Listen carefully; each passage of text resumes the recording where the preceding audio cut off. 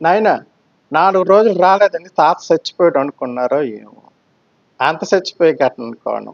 నాయనా ఈ ప్రాణం వాళ్ళకి పోద్దని నేను అనుకోవటం లేదు. అంత వేగం వెళ్ళిపోతే ఇంకేముందిరా! ఆ! ఎన్ని చూడాలో, ఎన్ని అనిపించుకోవాలో ఈ జీవితంలో అన్నీ చూసి వెళ్ళడానికి టైం ఉందనుకుంటున్నాను. అయితే రాకపోవడానికి కారణం ఉంది. రీల్స్ చేస్తే యూట్యూబ్‌లో డబ్బులు రావని ఎవరో చెప్పారు.